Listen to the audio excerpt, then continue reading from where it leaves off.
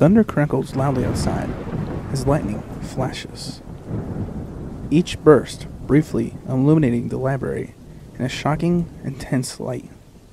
The archaic structure is pelted by wave after wave of torrential rain. Winds bellow against the building, threatening to tear the entire structure down. No sane person would dare bear this weather just to read some old musty books. But here I am. The metal doorbell clangs as I enter the library, alerting my presence to absolutely no one. The place is empty, just as expected. I assume it will remain that way for the rest of my shift. I don't even know why the administrators bothered to keep the library up and running this late into the night. The only person here this late at night is the librarian. And tonight, that librarian is me. I make my way to the main desk. The librarian's counter is stationed at the far end of the library.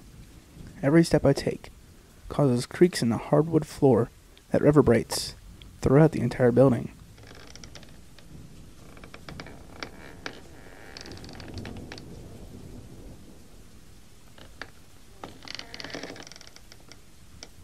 I stop in my tracks, and the noise continues echoing along in the cavernous library. It's strange, but the sound is not in tune with my steps. I take time to check the aisles and reading areas. Wary of the steps I take, but no one is here. Not a single soul reading books, using computers, or otherwise lurking about. I guess it is just the wood swelling from the rain or some squeaky old floorboards. I can't help but laugh at my bewilderment. The short walk serves to confirm my isolation in the library. Though, even Alex isn't here. I guess he left his shift early. I can't really blame him. But between the gothic construction, the dim lighting, and the emptiness, the library is the perfect mix of a haunted mansion and horror movie set. No amount of funding or high-tech workstations can erase this ancient vibe. Coupled with the storm, there is absolutely no good reason to stay and supervise this empty, cavernous library. But I can't let a little spooky ambience scare me away from a paycheck. That'd be irrational. The job isn't so bad. Once I finish all my work, I can always study for my classes the next day. The computers here are a lot faster than my laptop, making this very convenient. The desk is a mess. I know Alex is a lazy slob, but I figured he would at least make an attempt to do his job properly before leaving early. Books are scattered all over the desk and counter. Some are even on the floor, face down, spines wrinkled and pages folded. A few minutes later, the books are all stacked on the table, ready to put back in their respective aisles. I take a moment to marvel at my work.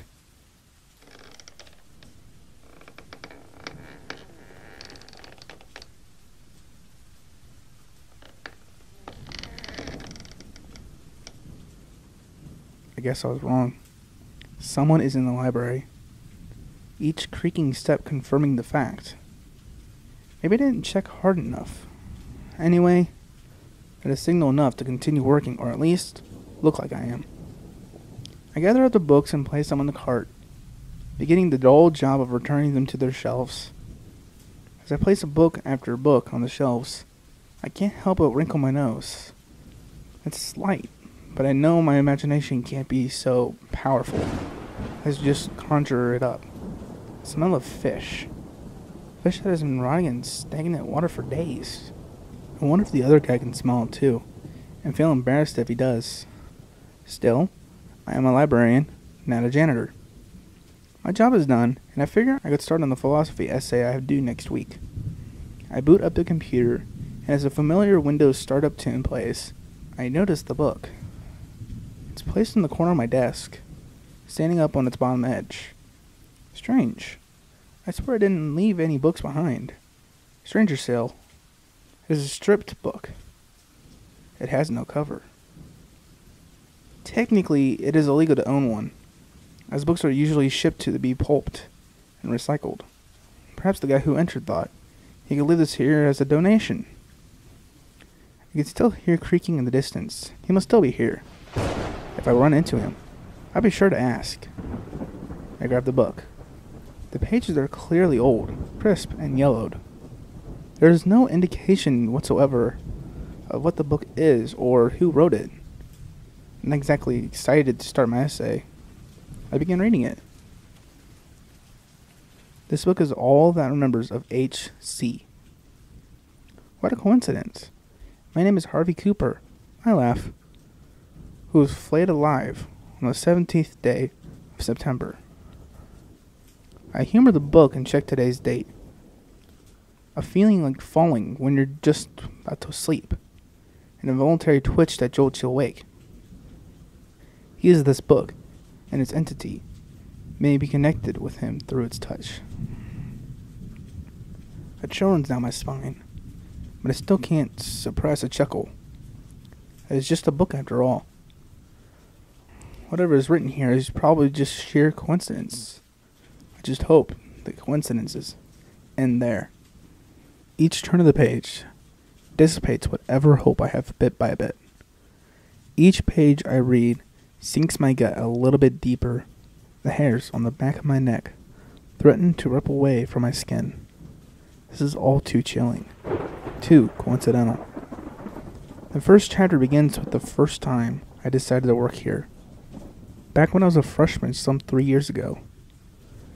It starts with my first day of work, exploring the library, organizing books, and meeting Gertrude, the senior librarian. The book even describes what I thought of Gertrude, what I think of her overt enthusiasm, how it borderlines into creepy neediness. I am absolutely certain I've told no one about that. Every chapter details a portion of my life since then, down to the smallest detail. I don't know what was worse, the fact that my life has been written here, or the fact that this is all written in a third-person perspective. That of an omniscient, ever-present observer. The writing grows cryptic as the chapters progress. The details irrelevant to my life are interspersed between every paragraph. Thunder continues booming outside, uncaring of my predicament. The lights start to flicker ever so slightly, making it even harder to read the chicken scratch handwriting. What scares me most, though, is that this book is not more than a few hundred pages. Considering the pages I've read, and how much of my life has already been detailed, I assumed the worst. I fumble through the pages, desperately seeking how the last chapter will play out. I scan through paragraphs, the detail, everything up until this day. Sweaty palms dampening the uttermost pages of the tome. The last pages are empty. I flip through them, making sure I didn't miss anything. Nothing. Not a single word. Beyond me picking this book up, I feel my heart pump in my chest, and sweat bead down my temple. This must all be a cruel joke. That's the only thing it could be, right? I can hear the stranger's footsteps in the distance. The stench of fish still waves heavily in the air, seeping into every breath I take, turning my already weak stomach. It's the doorbell. I don't think anyone else would enter the library this late at night, so it could only mean one thing. The stranger's leaving. He's the only one who can explain this book. He's the one responsible for this. I run towards the entrance. My boots pound down on the hardwood, each step booming like the thunder outside. As I run, the doorbell continues ringing. The clanging of the bell produces a chaotic melody, the chorus of thunder. The creaking in the library gets louder and more frequent, all of the sounds blending into a cacophonic dissonance.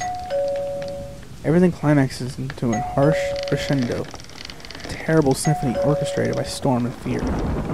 Distracted, I don't hear the lumbering monster creep up behind me, nor expect the heavy blow that takes my consciousness.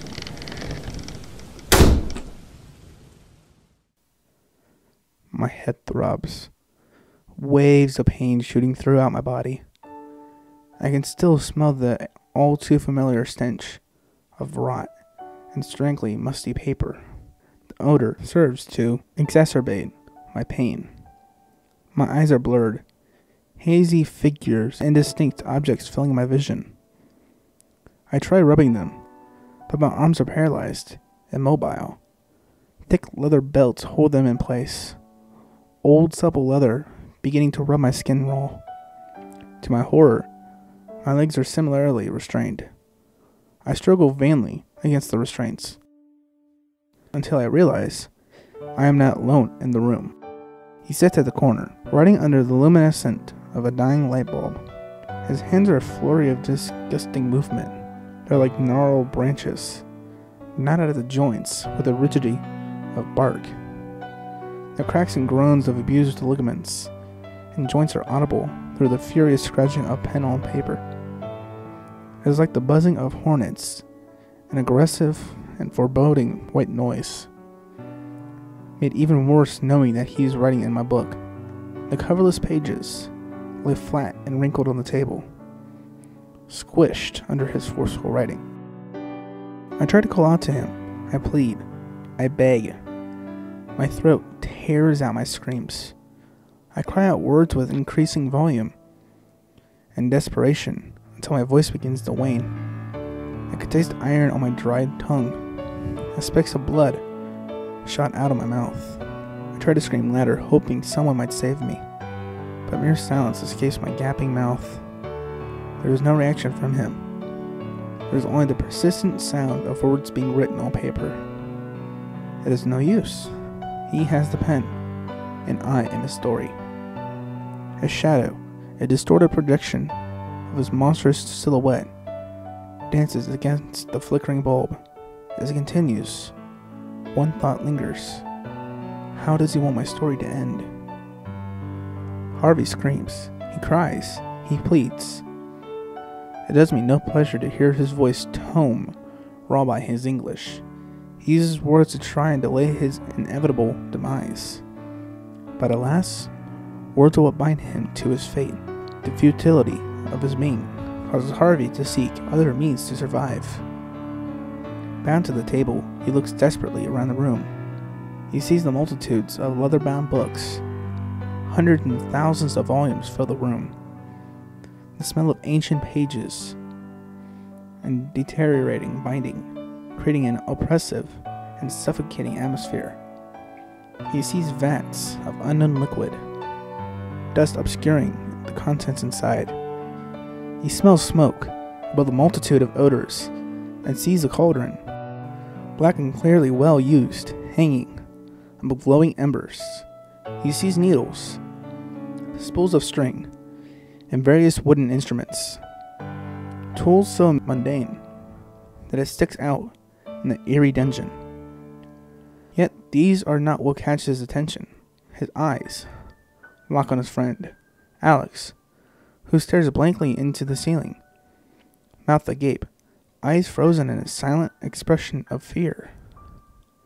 His stripped body is crumpled awkwardly atop a rack, his skin stretched and rendered of fat and flesh.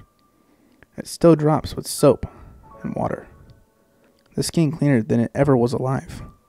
His face is now a hollow mockery of who he once was, flat and deflated, contorted into the final, terrifying moments of his life. All color drains from Harvey's face.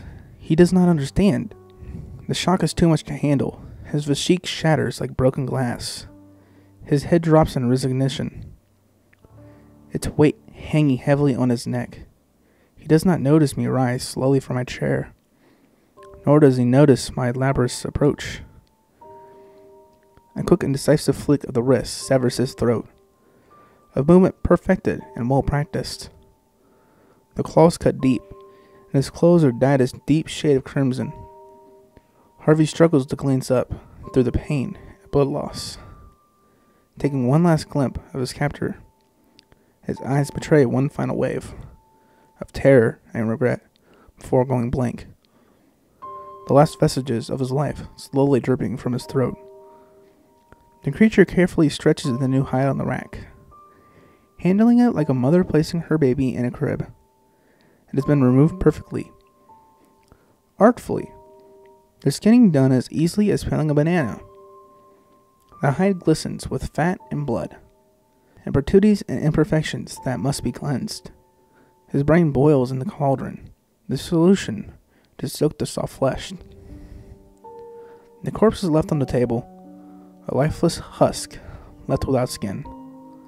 Like an anatomy chart, it displays every muscle and sinew with startling clarity.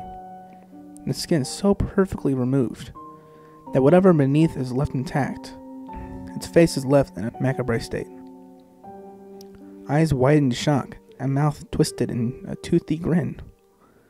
The corpse's limbs have stiffened, the cadaver now a grotesque mannequin. The ancient creature that grabs an older hide, now brown and leathery, it cuts and snips the material, a procedure it has done thousands of times. It cuts the leather into practiced dimensions. Its ancient joints fold and clamp, the binding perfect, symmetrical. The creature looks at what once was the face of the victim. Empty holes stare back at it. It takes the ghoulish mask and wraps it neatly across the front of the book, folding and gluing and clamping it in place. The edges are sewn to secure the binding. The needle dips in and out at half-inch intervals, threading thin cordage made from sinew. In place of the book, among countless others on the shelf, it sits and begins to write once more.